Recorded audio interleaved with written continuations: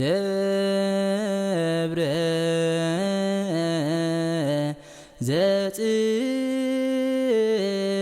ዘጽዮን ዘአፍቅሃነ እግዚአብሔር አምላኽ ከዓይ ኣብ ህይወትካ ብእምነት ምጽባይ ተስፋኻ ኩሉ ግዜ ኣብኡ ምግባር ማለት እንድሕር ኣብ ህይወትካ ትዕግስቲ ኣብ ህይወትካ ተስፋ እንተደኣ ሃሊካ እምነት እንተደኣ ሃሊካ ብርግጽ እግዚአብሔር አምላኽ ኣብ ህይወትካ ከዓይ ክመጽእ ማለት እዩ ስለዚ ሓደ ግዜ ምንም ክንጭነቕ የብልናን እግዚአብሔር አምላኽ መላእክቲ ብርሃን ኣእምሮ ገይሩ ስለ ዝፈጠሮም እስከ ተፋላሲፎም ይርከቡኒ እስከ ኣነስ ንቁሩብ ግዜ ካብኦም ግልል ክብል እሞ እስከ ተፋላሲፎም ይርከቡን ኢሉ እግዚአብሔር አምላኽ ካብኦም ንሓንሳብ ግልል በለሞ መላእክቲ ከዓ ብርግጽ እቶም ብርሃን ኣእምሮ ዝኾኑ ንእግዚአብሔር አምላኽ ተጸበይዎ ብትዕግስቲ ብእምነት ረኸብዎ ከዓ እቶም ትዕግስትን ዓቕልን ዘይብሎም ከዓ ብርግጽ ወደቁ ክሳብ ሕጂ እውን ኣይተመልሱን ስለዚ ኣነ ንስኻትኩም እውን ብእምነትን ብትዕግስትን እግዚአብሔር አምላኽ ክንጽበዮ ይግባአና ብርግጽ ከዓ ንእግዚአብሔር አምላኽ ብእምነትን ብትዕግስትን እንተደኣ ረኺብናዮ ምስ እግዚአብሔር አምላኽ ብርግጽ ብህይወት ክንነብር ኢና እግዚአብሔር አምላኽና ክንረኽቦ ኢና እንሆ እግዚአብሔር አምላኽ ከዓ ብህይወትና ከዓይ ማለት እዩ ስለዚ እምነት ናይ ህይወትና እቲ ቤዝ ወይ ከዓ እቲ መሰረት ማለት እዩ ስለዚ ኣነ ንስኻትኩምን ተጠንቂቕና ብእምነት ንእግዚአብሔር አምላኽና ክንጽበዮ ይግባአና ማለት እዩ ነዚ እዩ ሐዋርያ ቅዱስ ጴጥሮስ ዝምህረና ማለት እዩ ሐዋርያ ቅዱስ ጳውሎስ እውን ናይ ድሕነትና ንባዕሉ ብእምነት እዩ ብእምነት ብጸጋ ኢኹም ዝድሓንኩም ኢለና ማለት እዩ ስለዚ ንእግዚአብሔር አምላኽ ብእምነት እንድሕር ተዘይተቐቢልካስ ክድሕን እውን ኣይትኽእልን ኢኻ ማለት ብእምነት ክትቅበሎ ክትክእል ኣለካ ብእምነት ካብኡ ክትውለድ ክትክእል ኣለካ እንተዘይ ኣሚንካ ክትጥማቕ ኣይትኽእልን ኢኻ ትውለድ ኣይትኽእልን ኢኻ ትምህርቲ እውን ክትቅበሎ ኣይትኽእልን ኢኻ ወንጌል እውን ክትቅበሎ ኣይትኽእልን ኢኻ ስለዚ ብእምነት እምነት ቤዝ መሰረት ይኽበሃል እንከሎ እግዚአብሔር አምላኽ ብእምነት ክትቅበሎ ክትክእል ኣለካ ብእምነት ካብኡ ተመስሪትካ ክትነብር ክትክእል ኣለካ ሐዋርያ ጳውሎስ እንታይ ዝብል ዘሎ ብእምነት ብጸጋ ካብኡ ኢኹም ዝተወለድኩም ኢልና ተዘይ ኣሚንካ ክትጥማቕ ኣይትኽእልን ኢኻ ዝኣምነ ወዘተጠምቀ ይድህን ወዘይኣምነ ይደየን ኢሉ ተዝኣምነ ዝተጠምቀን ክድሕን እዩ ተዘይኣመነ ግና ኣይክድሕን ዋ ተዘይኣሚንካ ክትጥማቕ ስለ ዘይትኽእል ክትውለድ ስለ ዘይትኽእል እቲ ወልደ እግዚአብሔር ዘይኣመነ ናይ ዘለኣለም ህይወት የብሉን ኢልና ማለት እዩ ስለዚ እምነት እቲ አንኳር ዝኾነ ናይ ህይወትና እዩ ማለት እዩ ስለዚ ዋላ ቅዱስ ዮሐንስ እውን ከምኡ እዩ ዝብል ኣሚንኩም እውን ብስሙ ህይወት ምእንቲ ክትረኽቡ እዚ ተስፋ እዚ ጽሒፈልኩም ኣለኹ ኢሉ ናይ ወንጌል ዮሐንስ ምዕራፍ 20 እውን እንድሕር ተርእናዮ ኣብቲ መወዳእታ ዋላ ምዕራፍ 21 እውን ወንጌል ንባዕሉ ዝተጻሕፈሲ ክርስቶስ ወዲ እግዚአብሔር ምዃኑ ንኽንኣምን ብእምነት ከዓ ምስኡ ንኽንነብር ኣብ ህይወትና ከዓ እሙናት ክንከውን እዩ ተጻሒፍልና ማለት እዩ ምክንያቱ ወንጌል መጽሓፍ ኣይመድለየን ነይሩ ስለዚ ወንጌል ተጻሒፍልና መልእክታት ተጻሒፍልና መምሃራናን ይምህሩና ኣለዉ እንታይ ኢኺ ክገብር እንድሕር ተኢልና እሙናት ንሕና ንኽንከውን ስለዚ እሙናት እንድሕር ተደኣ ዘይኮንና ህይወት የብሉን ማለት እዩ ህይወት የብልና ንሕና ማለት እዩ ስለዚ እሙናት ክንከውን ኣለና ክንኣምን ክንክእል ኣለና ኣብ ኩሉ ጉዕዘና ከዓ እግዚአብሔር አምላኽ ምሳና ከም ዘሎ ከዓ ክንኣምን ክንክእል ኣለና እዚ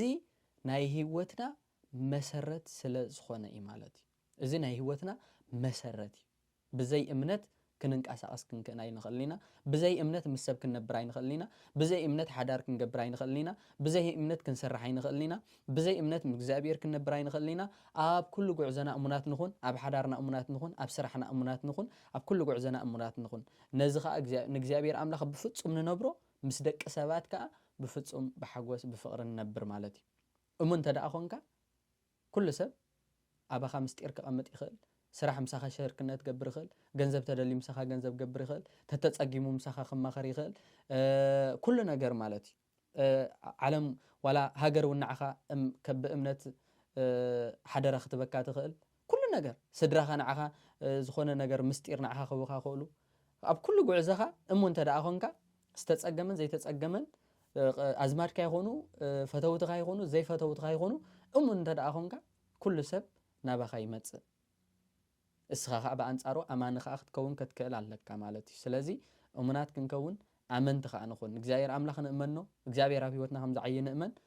ንሕና ከዓ እሙናትን ኣመንትን ንኹን ማለት እዩ ካልኣይ ንሪኦ ተስፋ እዩ ተስፋ ከዓ ባይዘወይ እዘን ሰለስቲአን እዚአን እምነት ተስፋ ፍቕሪ ሰለስቲአን ተፈላለየን ዝረኣያ ኣይኮናን ሰለስቲአን ከዓ ሓደ ዓይነት ስለ ዝኾና ማለት እዩ እምነት ከም ዝኽንብሎ ዝጸናሐና እንተደኣ ኮይኑ ተስፋ ከዓ እንታይ እዩ እንተደኣ ኢልና ብፍላይ ክርስቶስ ኣምላኽና መጺ ክርስቶስ ተስፋ ንብሎ ኢና ክርስቶስ ኣምላኽና ተስፋ እዩ ባዕሉ ተስፋ እዩ ንሕና እውን መንግስተ ሰማያት ከምዚኣ ትመስል ኢሉ ክርስቶስ ክምህር እንከሎ ሊቃውንቲ እንታይ እዮም ዝብሉ መንግስተ ሰማያት ወንጌል ወንጌል ተስፋ ተስፋ እግዚእነ ኢየሱስ ክርስቶስ ከምዚኣ ትመስል ንብል ተስፋሲ ናይ ክርስቶስ ኣምላኽናስ ቅጽል ስም እዩ ወይ ከዓ ተስፋ እንተበልናዮ እንሲ ናይ ክርስቶስ ኣምላኽናስ ስም እዩ ማለት እዩ ስለዚ እዚ ተስፋ ንብሎ ዘለና ኣብ ህይወትና ብርሃን እዩ በቃ ኣብ ጸልማት ዋላ እንተሃለኻስ ተስፋ ተደኣ ሃሊኻ ብርሃን ከም ትወፅእ ምእማን እግዚአብሔር ከም ዝመጸካ ምእማን ብዙሓት ቅዱሳን ኣቦታትና እግዚአብሔር ኣምላኽ ኣብኡ ተስፋ ገይሮም ዝሓፈረኻ የለን ኩላቶም ከዓ እግዚአብሔር ኣምላኽ በፂሕዎም እዩ ማለት እዩ እንተ ቀዲምና ዝበልናዮም ኣብ ወንጌል ዮሐንስ ምዕራፍ 4 ልብኹም ኣይትሸበር ኢሉ እመኑ በየ ወእመኑ በአቡየ ኢሉ እመኑ በአይ እመኑ በአቡየ እመኑ በቃ ኣነ እንተደኣ ሃልየ ምሳኹም ኣቦይ እውን ይዓብይ ምሳኹም እንተደኣ ሃልዩ መንፈስ ህይወት መንፈስ ቅዱስን ምሳኹም እንተደኣ ሃልዩሲ እንታይ ዘሸብር ዘለኩም ኢልና ማለት እዩ ስለዚ ጸገም ኣሎ መከራ ኣሎ ብዛ ዓለም እዚኣ ሕሰም ኣሎ ድኽነት ኣሎ ሕማም ኣሎ ብዙሕ መከራ ኣሎ ግን ክርስቶስ ኣምላኽና ምሳና እዩ ክርስቶስ ኣምላኽና ምሳና እዩ ሐዋርያት ኩሉ መከራ ክርስቶስ ምሳኦም ኮይኑ እንዳዘራረቦም ኢቭን መጺኡ ምሳኦም እንዳተዘራረበ ከሎ እንታይ እዮም ግን መከራ ይረኽቦም ነይሩ እሳቶም ግን እንታይ ይብሉ ነይሮም በቃ ፍቃድ እግዚአብሔር ይኹንልን ሃዳእና ማለት እዩ መከራ ክኸውን እንከሎ ንእግዚአብሔር ንገሮ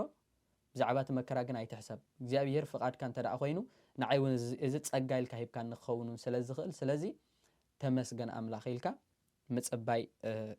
እዩ ማለት እዩ ቅዱስ እግዚአብሔር ኣምላኽና እምበር ጎይታ ዓለም ኢየሱስ ክርስቶስ መንግስቲ ኣምላኽ ምድላይ ንእግዚአብሔር ኣምላኽ ምእማን መጺ ከም ዝወስደና ምእማን እዚ ኩሉ ተስፋ እዩ እዚ ኩሉ ተስፋ እዩ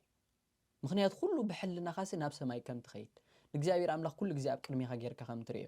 እግዚአብሔር ኣምላኽ ከዓ ኣብ ኩሉ ጉዕዞኻ ተስፋ ደላይን ተስፋ ወሃብን ከም እትኸውን ዝገልጽ ኣመራት እዩ ማለት እዩ ስለዚ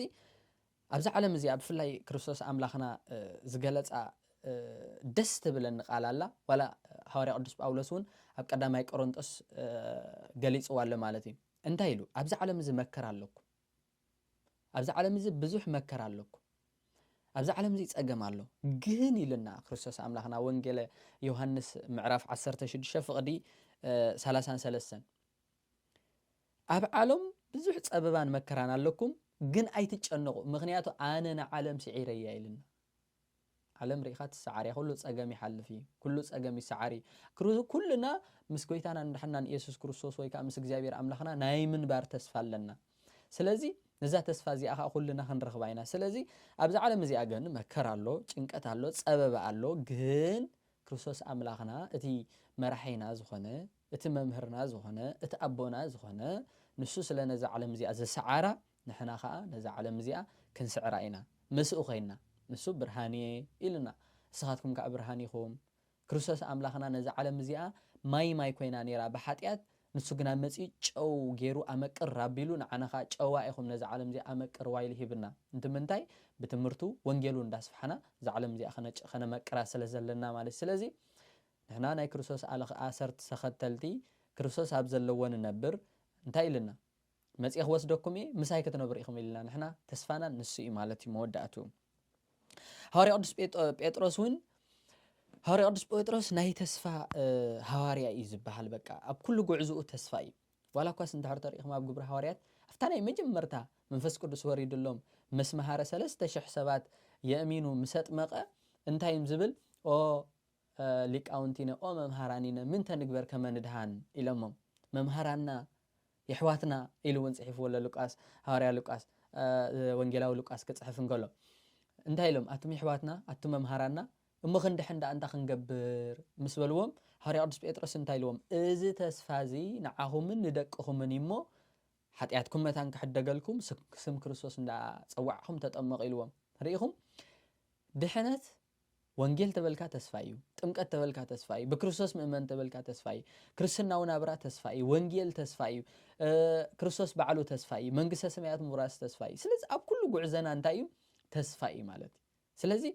ኣብ ቀዳመይቲ መልእኽቱ ካብ ምዕራፍ 1 ኣፍታ መጀመርታ መልእኽቱ ምዕራፍ 1 ነቶም ኣብ ኩሉ ኣህጉራት በዓል እስጢፋኖስ ምስ ተቐትሉ ኩሎም ክርስቲያናት መከራ በፂሕዎም ናብ ኩሉ ኣህጉር ተበቲኖም ዝነበሩ መልእኽቲ ክጽሕፍ እንከሎ እንታይ ኢሉ ብትንሳኤ ኢየሱስ ክርስቶስ ካብ ሙታን ብምሕረቱ ንህያው ተስፋን ዘይጠፍእን ዘይበርስን ዘይምጽልውን ርስቲ እንደገና ዝወለደና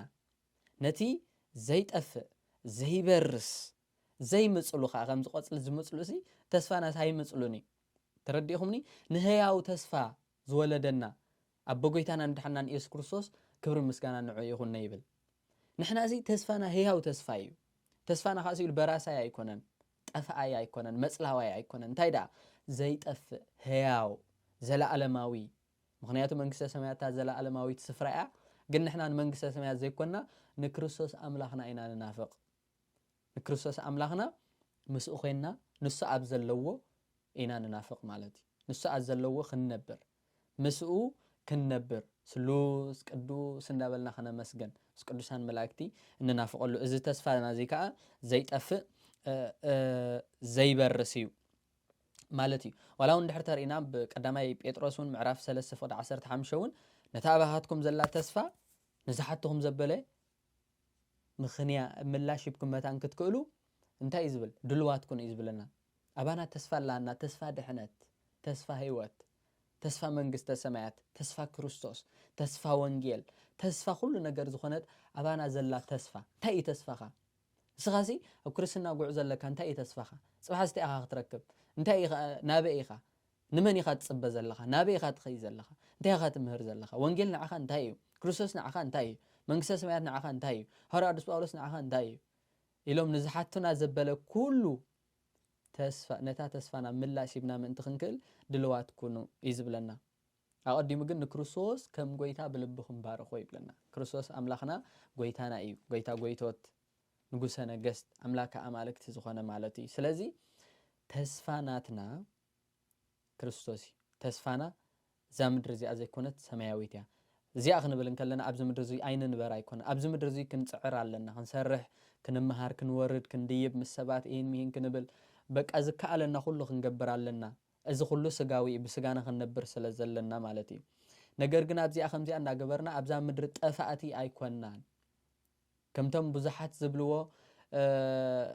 ሎሚ ዳ እምበር ጽባሕ ዋላ ሓንቲ ግድሸኒ ናበይ ከም ዝኸይድ ኣይፈለጥን ዝብሉ ኣይኮንናን ክርስቲያን ከምኡ ይኮነን ክርስቲያን እንታይ እዩ ክርስቶስ ኣምላኽና መይቱ ምሽ መይቱ ግን ኣይተረፈን ኣይጠፍእ እንታይ ዳ ተሲኡ ዓሪግ እዩ ንሕና ከዓ ተሲእና ክንዓርግ ምዃንና እናኣምን ኢና ማለት እዩ ኩሉ ግዜ ነዚ ኢና እንርኢ ማለት እዩ ሐዋርያ ቅዱስ ጳውሎስ እውን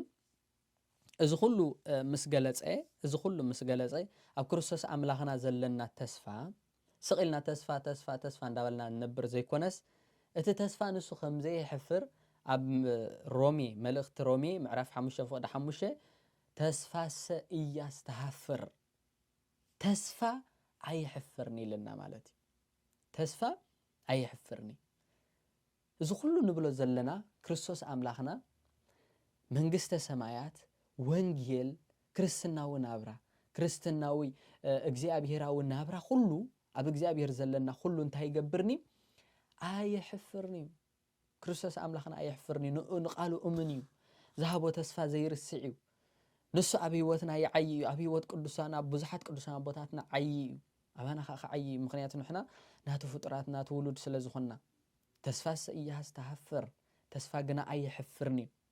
ስለዚ እዛ ተስፋ እዚኣ ኣይተሕፍርና ኣሕዋተይ ስድራ እግዚኣብሔር ኣምላኽ እግዚኣብሔር ኣብ ህይወትና ክዓይ እዩ ብእምነት ንጸበዮ ብተስፋ ከዓ ንለምኖ ማለት እዩ ስለዚ ኩሉ ግዜ እንታይ እግዚኣብሔር ኣምላኽ ኣባና ይዓይ ተስፋስ እያስተሃፍር ነቲ ተስፋና ዝኾነ ግሩም ዝኾነ ናይ ክርስቶስ ኣምላኽና ምምጻእ ምግላጽ ሓድሽ ምምጻእ ክወስደኩም ክመጽእ ኢልና ነታ ምጽኣት ንሳ እንዳተጸበና እንታ ክንገብር ኣለና ብፍቕሪ ብተስፋ ብሓባር ብእምነት ክንነብር ክንክእል ኣለና ምስ ኣሕዋትና ማለት እዩ ስለዚ ኩላቶም ሐዋርያት ኩላቶም ነቢያት ኩላቶም ቅዱሳን ነዚኦም እንዳገለጹ ከይደም ማለት እዩ ስለዚ ንስኻትኩም ካብ ኩሉ ጉዕዘና ተስፋ ክህልወና ክኽእል ኣለዎ ማለት እዩ ስለዚ ተስፋ ብርሃን እዩ ተስፋ ህይወት ይህበካ ተስፋ ወዲእካ ነርካ ከም ትትስእ ይገብረካ ተስፋ ንኣምላኽ የርእየካ ተስፋ ዘለካ ፀገማት ረሲዕኻ ንእግዚአብሔር ኣምላኽ ከም ትዝክር እሞ ኣብ ህይወትካ በቃ ጮራ ብርሃን ይኣትወካ ተስፋ ብዙሕ ፀገማት እዩ ዝቕንጥጥ ሓደ ዝሓመመ ዶክተር ክርኢ ከሎ ናይ ምሕዋይ ዕድሉ ተስፋ ይገብር እዩ ይረኣዮ ዶክተር ክፍውሶ ምዃኑ ይረኣዮ ሓደ ዝተኣሰረ እንድሕር ተደኣ ወሓስ ተደኣ ረኺቡ እንታይ ዝገብር ተዋሒሱ ከውፃኒ ኢሉ ተስፋ ይገብር ክወፅእ ይሓስብ ሓደ ዝወደቐ ሰብ እንተደኣ መፂኡ ክረዳኣ ንኽልዕለኒ ኢሉ ተስፋ ይገብር ንሕና ከዓ ኣብዚ ምድሪ እዚኣ ወፂኡ ዝወስደና ክርስቶስ ኣምላኽና ኣለና ነዛ ተስፋ እዚኣ ከዓ እንታይ ንገብራ ንሕዛ ማለት እዩ ኩላቶም ቅዱሳን መላእክት ኩላቶም ቅዱሳን ነቢያት ሐዋርያት ብዓብዪ ከዓ ተስፋ ህይወት ዝኾነት ኣንቲ ውእቱ ተስፋሁ ለኣዳም ዝበላ እግዝእትነ ማርያም እውን ተስፋና እያ ኣዴና እያ እንሆት ኣዲኹም ኢሉ ዝሃበና ማለት እዩ ሳልሳይ ንሪኦ ከዓ ነዘን ነገራት እዚኣተን ኣማእኺላ ሓቆይፋ እትኸይድ ፍቕሪ ዝተባሃለት ኣመርያ ማለት እዩ ፍቕሪ ክርስቶስ ኣምላኽና ኣቦ ፍቕሪ መምህር ፍቕሪ እንተበልናዮ ናቱ እዩ እንዲያም ዮሃንስ ወንጌላዊ ፍቕሪ ማለት ናይ እግዚኣብሔር ባህሪ ኣይብል እግዚኣብሔር መርሚርካ ተማራሚርካ ክትበፅሖ ይትኽእልኒ ኢኻ ንፍቕሪ ከዓ ካብዚ ዓቐና ከምዚኣ ትመስል ኢልካ ክትገልፃ ይትኽእልኒ ኢኻ ንፍቕሪ ምትሕግጋዝ ክትብላ ትኽእል ኢኻ ፍቕሪ ሓልየትያ ክትብላ ትኽእል ኢኻ ፍቕሪ ብሓንሳብ ሓድነትካ ኣጠንኪርካ ምንባር ክትብል ትኽእል ኢኻ ፍቕሪ በቃ ብዙሕ ነገራት እዩ ዘለዋ ማለት እዩ ስለዚ ዮሃንስ ወንጌላዊ ግና ፍቕሪ ከምዚ ክትብል ትኽእል ኢኻ ብዓቕምኻ ክትገልፅ ትኽእል ኢኻ ግን ፍቕሪ ከም ባህሪ እግዚኣብሔር ኢልዋ ማለት